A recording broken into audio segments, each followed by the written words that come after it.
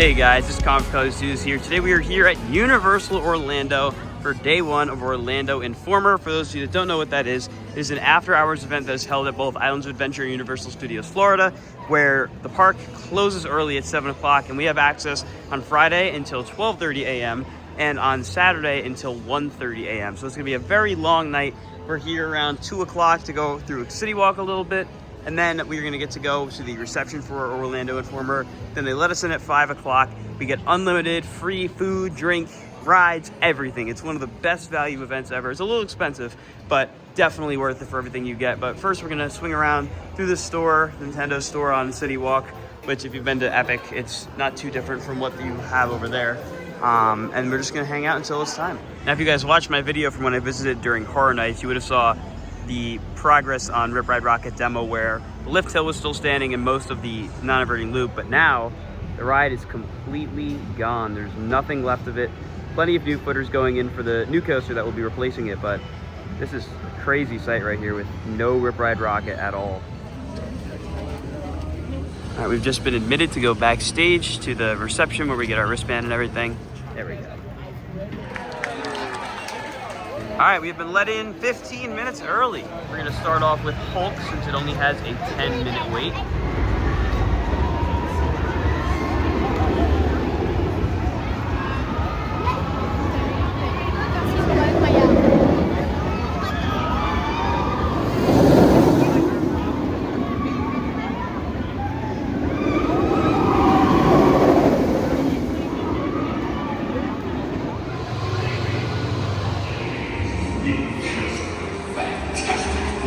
We did Hulk and Dr. Doom. I actually had never ridden Dr. Doom, so it was very cool to ride that because the queue is actually really well done. And it's a much better shot tower than I was expecting. The airtime on it was really good.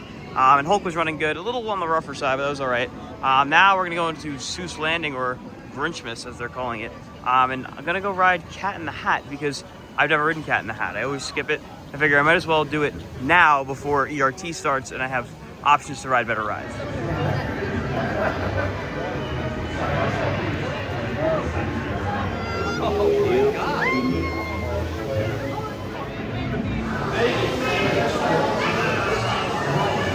So we did Cat in the Hat, and I'm trying to think of a PG way to say this.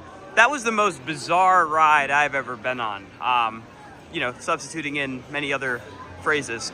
It just was so weird. I've never seen a ride that I can't even explain it. It's so bizarre. It makes no sense. It's very trippy. It feels like you're on an interesting ride in many different ways. I don't know if I need to ride it again. I hope they update it because it could definitely use it, and I think that could be a really great dark ride if it had some updating. But now we're gonna go over to Kong, do that, and then hopefully by then we'll be close to 7, which is when the park closes. We can get free food, and then the marathon session really begins.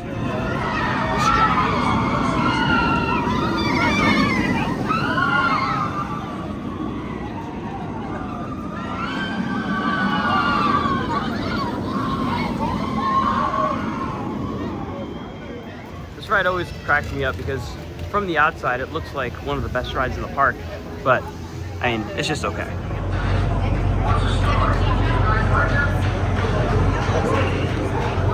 All right, I'll give this ride some credit. It was actually a lot better than I remember it being. I still think with a different ride system, the ride could have been like the best ride at the park.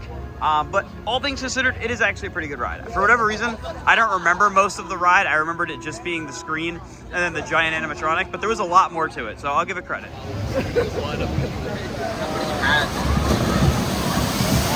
This could prove to be a massive mistake, but Dudley Do Right is calling my name, so I'm gonna have to go give it a ride.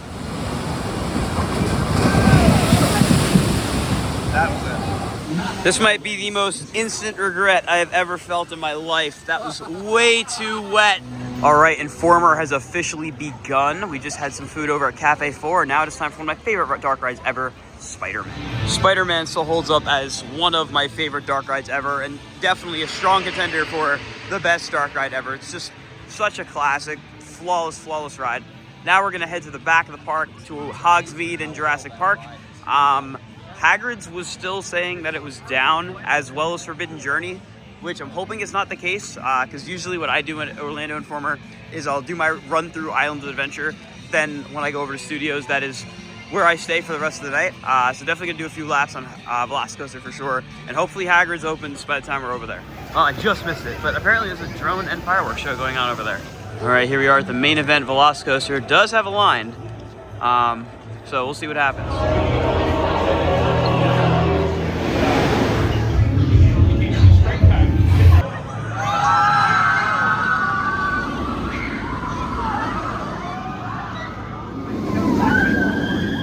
So we did 2 rides on VelociCoaster in the back, and I gotta say, I'm a little disappointed about the reliability today, which there's an expectation that there's always gonna be technical difficulties, but I think tonight has been especially brutal.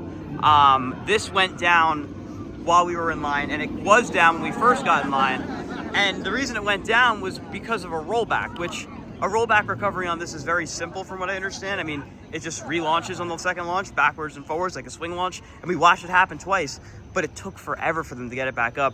And on top of that, Forbidden Journey and Hagrid are both still closed. Forbidden Journey is not opened all day. Hagrid was open earlier and has not been open since we've been allowed in the park. So definitely a little rough. We're gonna go get our butterbeer though, and see if we can find out what's going on over here, because Forbidden Journey was supposed to reopen today after its refurbishment. Well, we've made it to Hogsmeade, which is a little less magical since there's only 1 ride open, and it's definitely the least good, but there's butterbeer. There is butterbeer. Look at that, all this butterbeer just sitting out here for free. Got frozen, got regular, awesome. Projection mapping on Hogwarts looks excellent.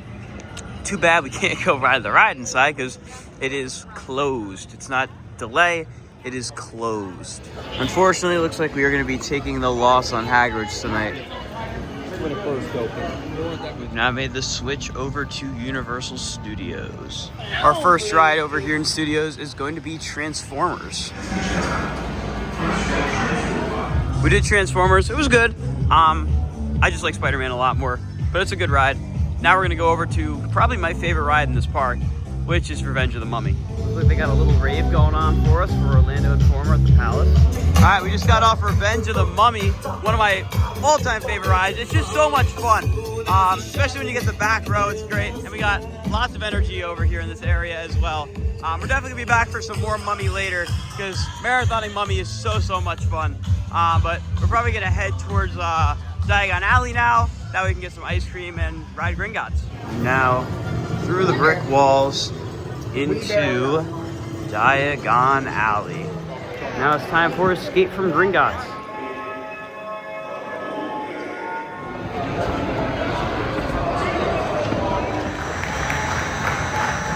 We just got butterbeer ice cream and, of course, rode Gringotts, which is such a great ride. But I just got word that Hagrid has opened. Oh, hello. Yeah, there's that. But Hagrid has opened. I'm trying not to say it too loud because everyone's gonna bolt over there. So we gotta run back over to Islands of Adventure before the line over there gets crazy. It's open, posting a 45. We'll see how accurate that is.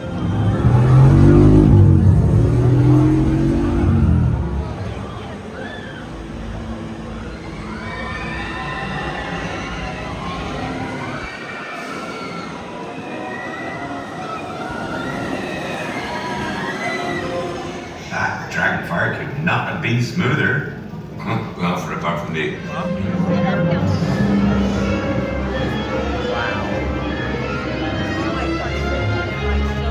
All right, we did it. We got on Hagrid's. It took about 30-ish minutes, which was under the posted wait time, which was great. And a night ride on Hagrid's is truly unbeatable. One of my favorite night rides of all time because you truly feel like you're in the woods. It's so good. This is my first time ever having the hot variant of the butterbeer, and oh my god, is it good. Dad, you think it's your favorite one? Oh my god, this is definitely the best one. There's no question. And it's like the perfect temperature in Florida right now where this is somewhat appropriate, and oh, it's so good. And it's free. That's the best thing about Informer. All right, we're back at Studios now, walked over. I'm gonna go all the way back to Men in Black Alien Attack, which hopefully I'll figure out how to get that bonus because, you know, that's kind of what dictates if you win or not. Then it'll be time for the Mummy Marathon at night.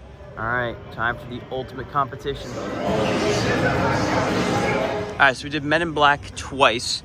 First time, we got Cosmically Average, but then the second time, we got whatever the one is. And Go ahead. Wait. You're forgetting the most important Yes, part. I know. I lost. Yeah, because you would normally, if you won, that would be the first thing you said. It's like, guess you won. Yeah, well, I got 183 and then I got 210. So, What'd you get the first round? I don't remember. But Yeah. I know the second round, I got the highest score out of anybody. Good for In you. our car from both times. Good for you. I'm sure you're so proud of yourself. All right, it's time to end off the night with the Mummy. Total of 4 rides on Mummy in the books, all in the back row, because that is the only way to ride Mummy, and it is just so much fun. It runs absolutely insane. Very underrated ride. Probably, well, not probably, definitely my favorite ride here. That is going to do it for our time at day 1 of Orlando Informer. We'll be back, at least some of us will be back for day 2 tomorrow night, which is probably going to whoop me pretty well, as tonight did. We were very tired. It's around 12:30. Ken, I'm surprised you're still kicking. But how was your night Just barely. at Orlando Informer? Just barely kicking. Yeah. It's a great event. There were a few hiccups tonight that kind of...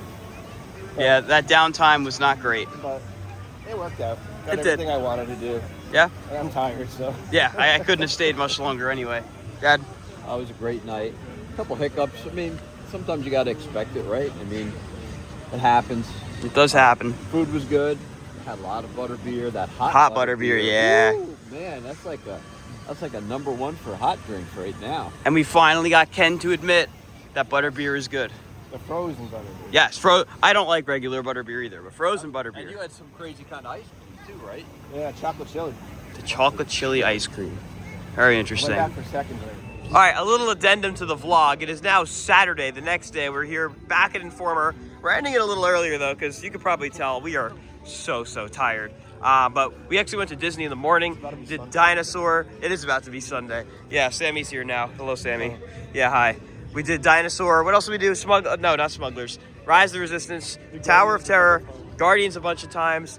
You got song completion on Guardians without having to do any re-rides. You did 6 rides total, and you've ridden all 6. Yeah, that does look a little strange, actually. And then we came here, rode VelociCoaster a few times, got on Forbidden Journey, and after riding Forbidden Journey again, I like Monsters Unchained that much more, because it really does accentuate just how good Monsters is. And we, of course, did our little Mummy marathon just like yesterday, but now we're really tired. Let's go back to yesterday. Well, with all that being said, that's going to do it for today's video from Universal Orlando for an Orlando Informer. If you guys enjoyed, be sure to like, comment, and subscribe. And I'll see you all in the next video. Goodbye, guys.